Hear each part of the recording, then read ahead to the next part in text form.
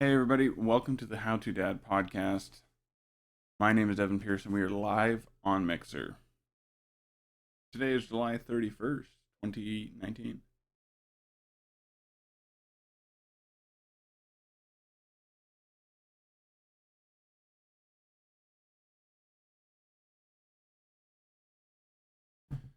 My voice is a little off this morning. I don't know why. I also woke up with a pinch in my shoulder that is really uncomfortable.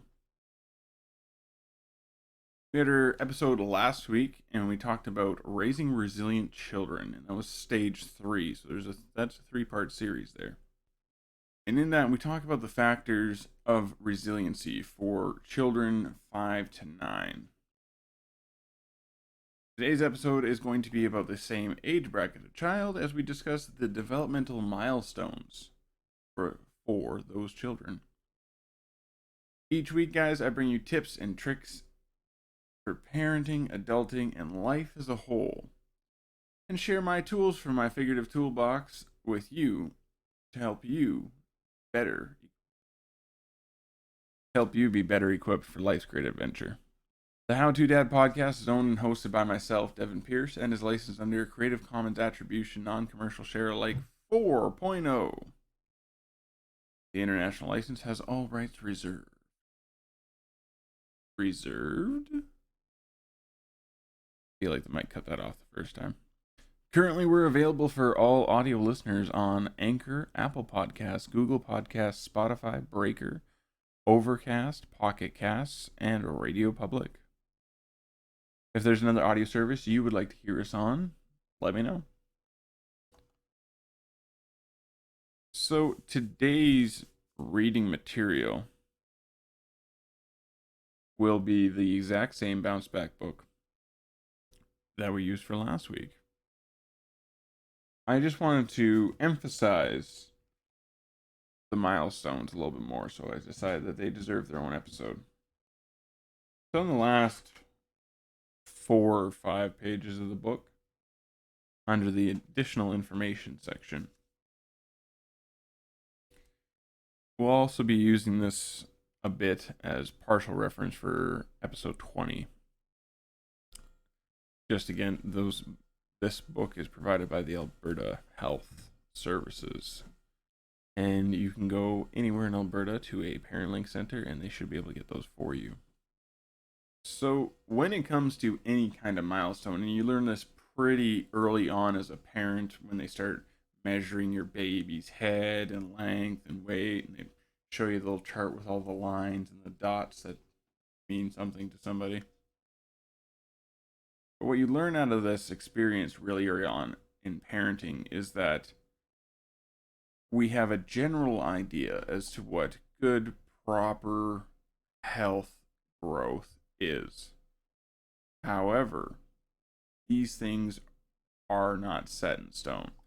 So every child does develop differently, and there are many factors which influence how and when a child will reach different milestones. So what we're going to talk about today is just a guideline. If you feel your child or children are falling behind, you should talk to your healthcare professional. Development is broken down by Alberta Health Services into 4 categories. You have your physical growth, emotional, social, the understanding of the world around them, as well as their ability to communicate and listen. The speech and language.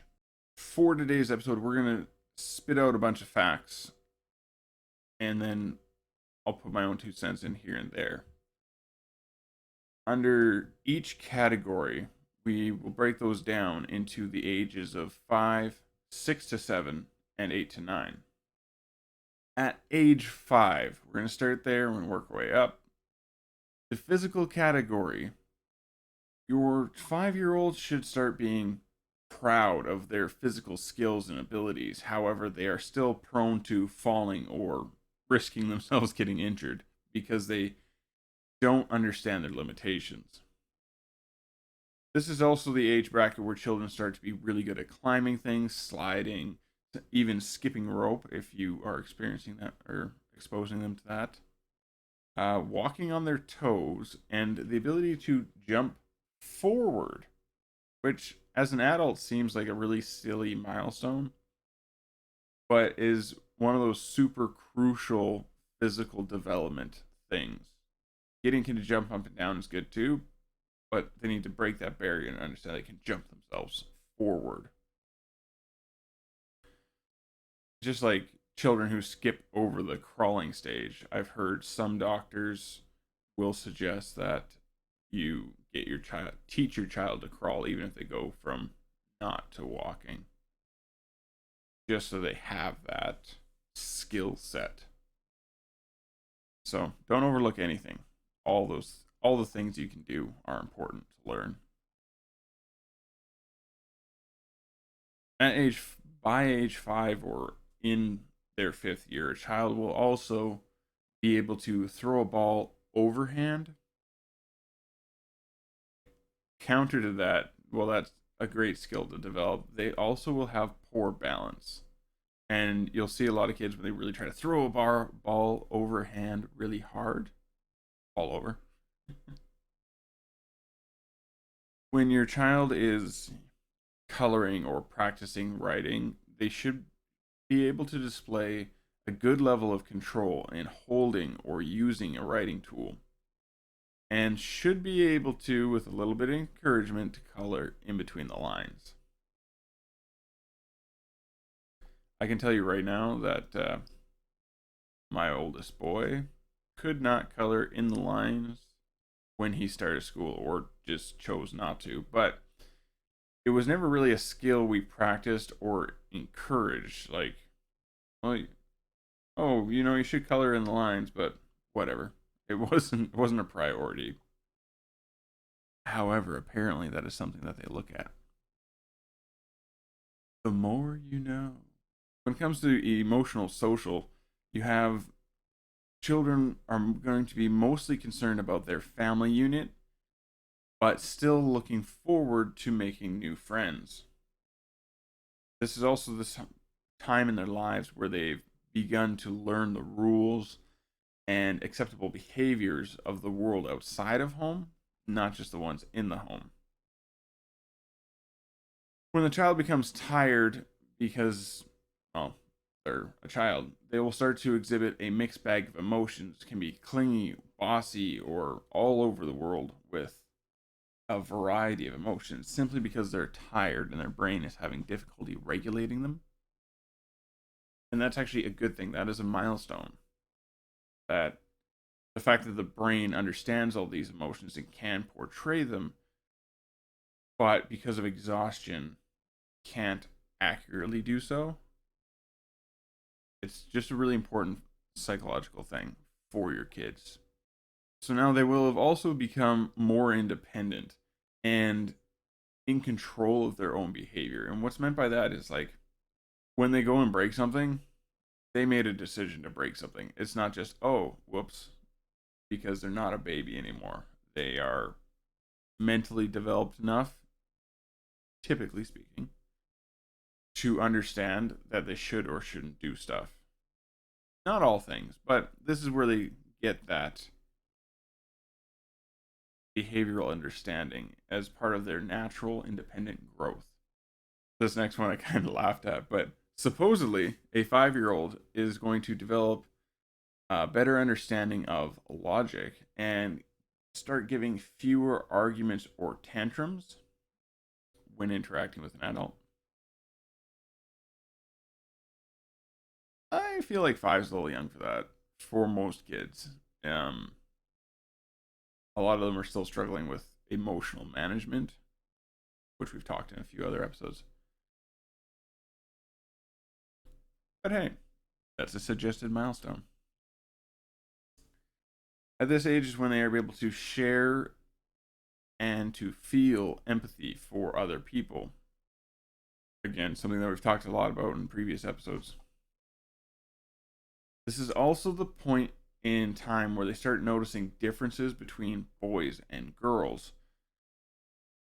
And for most children, they'll actually show a distinct preference for playing with members of the same gender, which I thought was kind of an interesting thing. This section is very much up to interpretation. At this age, emotional development is slow and sporadic at best. So even though one day your kid might hit all these types of milestones or exceed them, the next day they might be nowhere near them. Kids are messy, and that includes upstairs, That takes us up over to the understanding of the world around them. Understanding the world and the differences within them is one of those first key aspects. So, knowing that there is a world is one of those first breakthroughs in understanding, and that there are different places and different people is one of those ones that they start to develop. Children at this age may be able to state some family values or have an understanding that those might be different in different homes. This is an easier concept for them to grasp once they start going to school and interacting with children of different ethnicities, I should say, or different religious backgrounds. But it can happen at any point in time. Children at this age will also prefer rules. This is due to the structure or the order of things that's provided by them. Then you have, they understand space, personal space, the room, that kind of thing, and time. But they won't be able to tell time at this point. They'll also be able to group things by shape and color, as well as size. Being able to organize objects is a prelude to being able to organize one's thoughts and is really crucial towards their personal development later on. At this point in time, your child should be able to be at least coached, if not able to do on their own, drawing a person with a head, a body, limbs, or even a face featuring eyes, nose, or mouth. Preferably all of the things in one time, but my son always liked drawing cyclopses. Every single picture when he was that age was a one-eyed person. I don't know what that was about. And he was just like, he only needs one eye. Okay. By age 5, your child should also be able to name and match up most colors, and is likely going to know most of the letters of the alphabet, but still won't have the ability to read words yet. The big thing about your child's understanding of things is that this is going to be entirely based off of what they've been exposed to. If you haven't worked on their ABCs, obviously they aren't going to know what their ABCs are because you haven't taught them. So if there's an area that I mentioned here or a skill set that your child seems like they're not quite there yet, it just means you got to focus on it a little bit more. Give them more practice, right? Practice will never make you perfect. Practice will just get you better.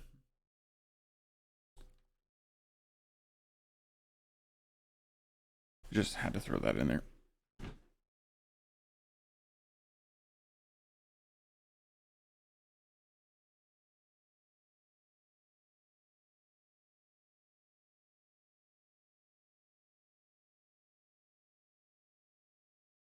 So the fourth segment of development is the speech and language or communication. While children of this age may be able to communicate pretty good, they may still have difficulty explaining more complex events or ideas. They may also forget important parts of the story or just like completely not even bring it up. Complex instructions also may still be difficult for a child at this age, where if it takes more than a few steps, or if you ask them to do multiple things at one time, that those are what I mean by complex. It's not like it's rocket science, but it's like, close your door, get your shoes off, hang your coat up, get ready for a bath, and come down for dinner. Also, the last two don't really make sense. But if you give them too much things to do, or too many things to do, I should say, or if you give them a difficult task to do, they may get lost along the way somewhere. Children going to school will start utilizing terms they have learned at school, most of them being offensive or unsuitable for children at that age. The children should speak clearly and make conversation about everyday things, describing them and their function, such as a knife is used for cutting. A knife is a... I don't even know how to describe a knife. A knife is like a stick, but it's thin on one end, and it goes choppy, choppy, choppy, choppy. I don't know. Telling stories or giving short talks to other children at school, such as show and tell. That's another skill set for the children at age 5. Showing an interest in listening to stories. Recite.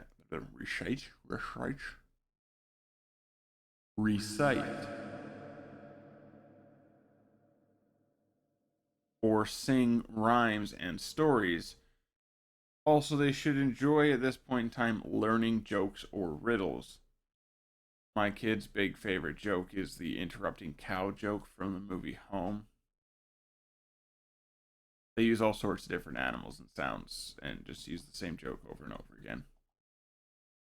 Gets to be a bit much. A few weeks ago on our RCS episode, I mentioned when discussing exposure parenting how we as a family deal with, quote, offensive or unsuitable words. This book offers an additional suggestion to replace those words with something else, which is actually something I do myself, and I'm pretty sure you guys will have heard it on the podcast. When I say things like shit-talking mushrooms or fornicating fudgesicles, obviously those ones are pretty much the same words, so probably could still be replaced with something less offensive and more suitable when you're dealing with kids. But redirecting them to more age-appropriate terminology. Oh, no, honey, you want to say poop, or you want to say fudge, or oh my, I don't know. My kids know when they're allowed to swear, when they're not. If it's not in a song, shh. So, jumping up into ages 6 to 7, the physical aspect at this age is they strengthen the physical ability, which is able to do, which may make it so they are able to do things such as a handstand or throw a ball, like hard throw a ball. And this is also the age bracket where they should be learning or have learned to ride a two-wheel bike without training wheels, and to ride it fast. That's how they show that they've strengthened their physical ability. Ages 6 to 7, they'll be full of energy. And they should be able to draw a picture of a house with details such as a tree in the yard or a sky with clouds and birds, and taking it up that notch. Not just a box with a box for a window, but like looks like a scene of the front of your house or apartment building, or maybe their dream house if you live in an apartment building and they want something more. Children at these ages 6 to 7 are going to start showing a really good skill set in climbing and swimming, because it takes the additional coordination of all 4 limbs versus just walking, which is just your legs, or just throwing the ball, which is just using your arms, right? Also, ages 6 to 7 is when they suggest you teach your children to tie their own shoes, and that they should accomplish that skill set by age 7. This is also the age where your children will develop specific skill sets for specific sports. Sports. Sports. That's better. Specific skill sets for specific sports, such as batting, dribbling, or kicking a ball.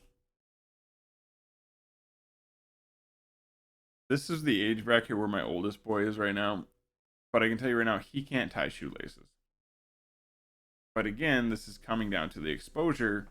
I've never bought him shoes with laces, so why would he need to learn how to tie shoes?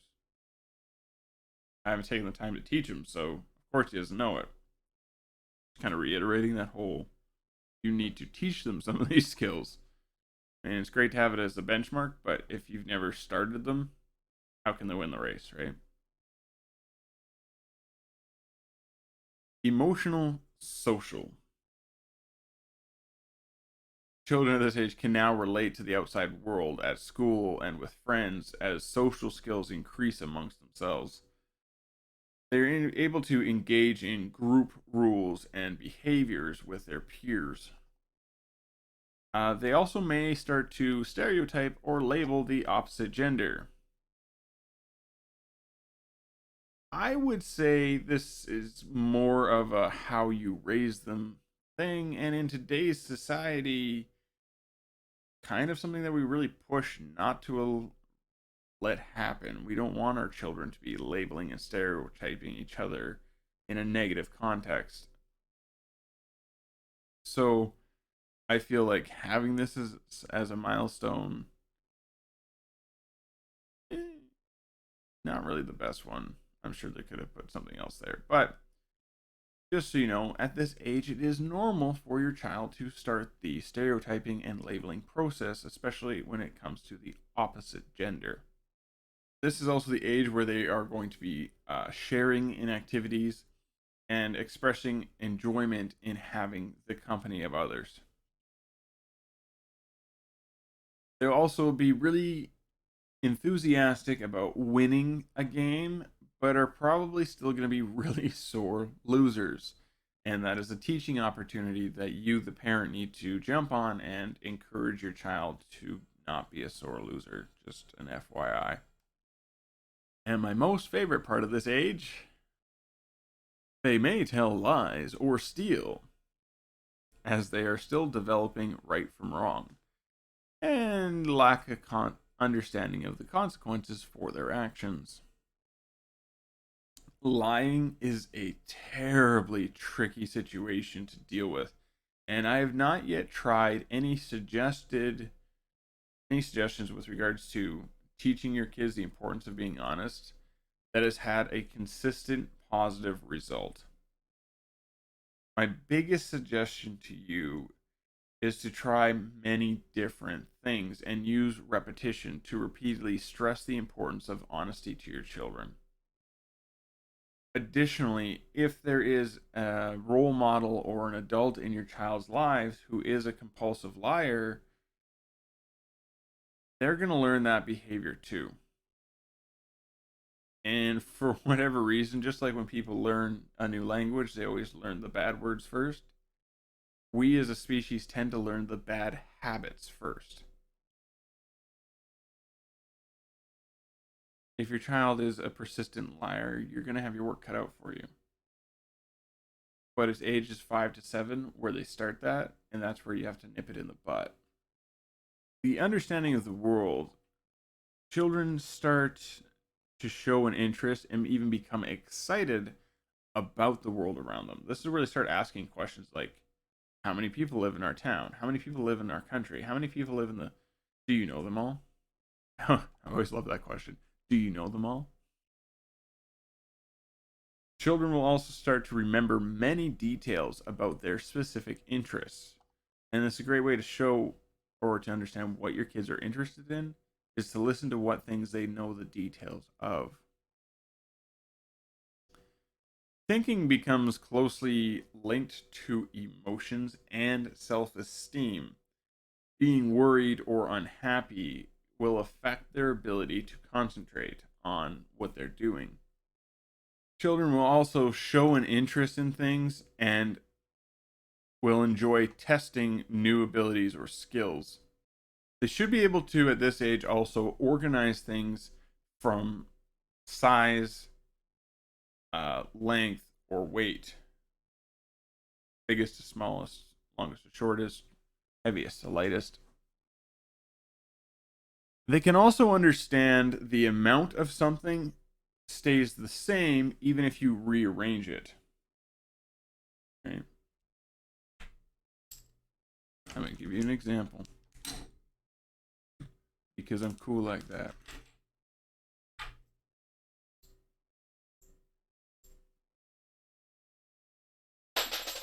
Now we have 3 to use. So I have 3 coin pieces in my hand.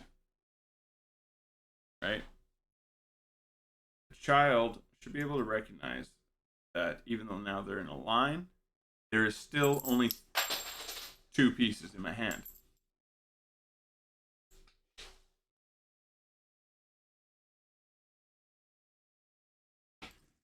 Oh, nothing better than dropping stuff. Okay.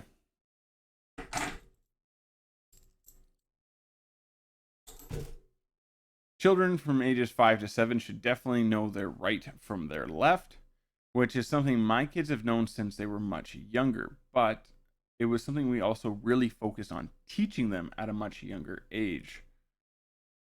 They will also have started to understand the concept of money. My children know that people use debit cards more than cash, at least around them.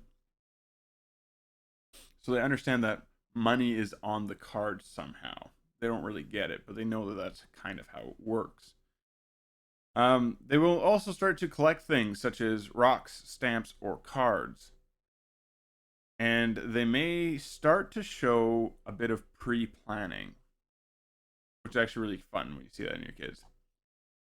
My son has never been a collector of things. He does have Pokemon cards, but he's not an insane collector of them. However, his younger sister has a rock collection, but it's to the point where we have to limit how many rocks she's allowed to collect when we go places. Which I'm sure she brought back many rocks from our trip to the States. And the spouse even went ahead and wrote on the rocks where they came from so that she would remember. Speech and language. By age 7, your child should be speaking very clearly and easily in the language or languages you use at home. Able to express many ideas and describe complicated things. Also, your child should be able to use the correct tenses in sentences. So, like past, present, future versions of words. Children at age 7 will also be able to tell their own jokes or riddles. The ability to read a book on their own should be pretty much developed by age 7, and also they should have the confidence in using a telephone or computer. Honestly, the last one kind of hurts me to say that. I think it's great if your kid knows how to use a phone in case of an emergency situation thing, but I don't feel they need confident skills about using a computer.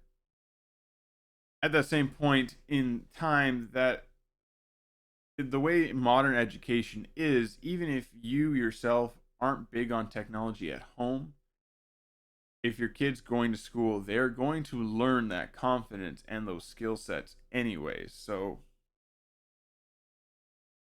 you might just have to suck it up. Moving forward onto the ages 8 to 9. There are 4 points in this book for the category of physical in this age group. However, they aren't very helpful. As I read them to you, you'll understand what I mean. Coordination and strength.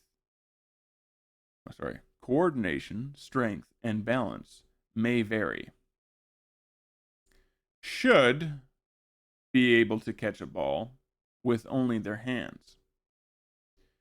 Fine motor skills used to write, dress, wash dishes may vary wildly.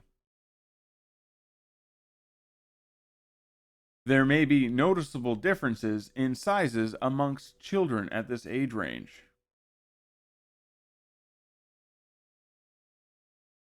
So basically, if they're alive and breathing between the ages of 8 and 9, they're good to go.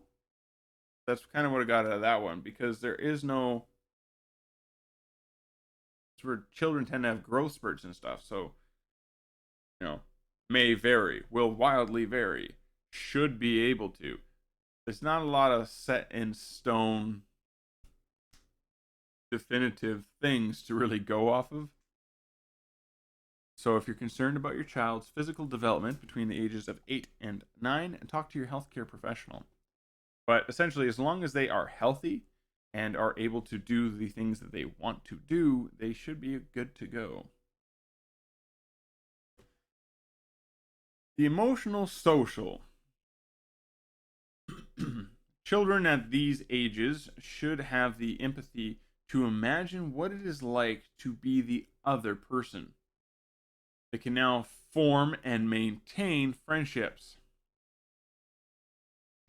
They will like to belong to informal clubs created by the children themselves. The boys' club, the girls' club. That was probably my biggest thing as a kid. I was always trying to make like groupings out of my friends, and just I don't know. That was my thing. I want to be a part of something, I guess. Have become independent more so from their family or parents than anything else. It's not about they are an independent person so much as they are moving away from being so tightly knit with the family. And they have a desire to be liked and accepted by those around them, which also puts them at greater risk of being the victims of peer pressure. Something to consider when your children are seeking further independence from the family unit is that it's a good thing. In fact, it's something you should encourage, but at the same time, also encourage maintaining the relationship with the family. It's okay to have friends, but you still need to get along with your family, right? In most cases. You do you. For their understanding of the world at these ages, children will have developed preferences for specific subjects in school. They're definitely going to be able to tell time. They should also care about themselves, their room, their belongings, and take more responsibilities for chores. At this age, they will clearly know right from wrong. They should. It's not a. If your kid doesn't at this age, it's not a good thing.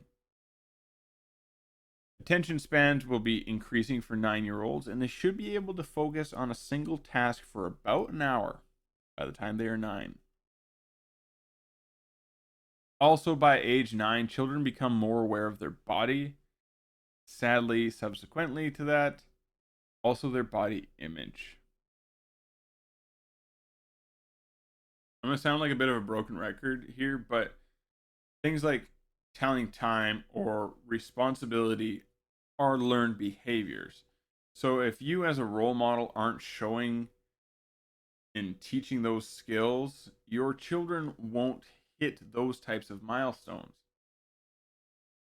Additionally, it's really scary to kind of think that children as young as age 9 can become concerned about their body image because of a degree of self-awareness that they achieve at that same age. I'm going to throw that out there. Speech and language.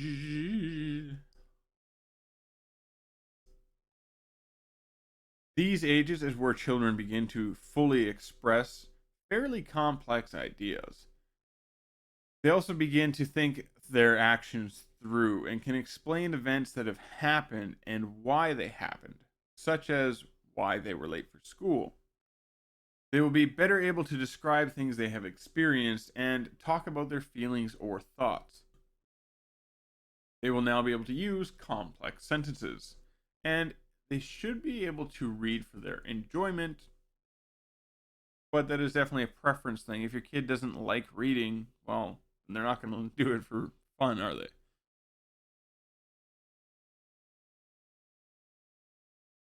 Essentially, by age 9, your children should be fully capable of conversating with an adult without straining their thought process or struggling to get things across to you.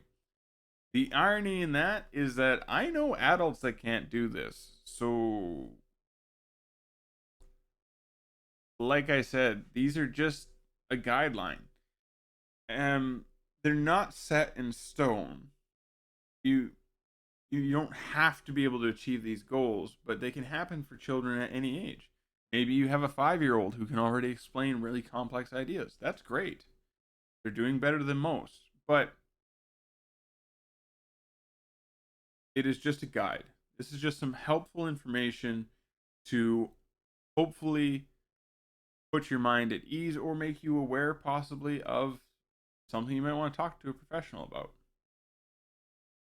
The question I have for you guys this week is entirely not related to this subject. But what animal, if you could turn into one, would you be? Bonus question: is it the same animal you would have answered when you were 5?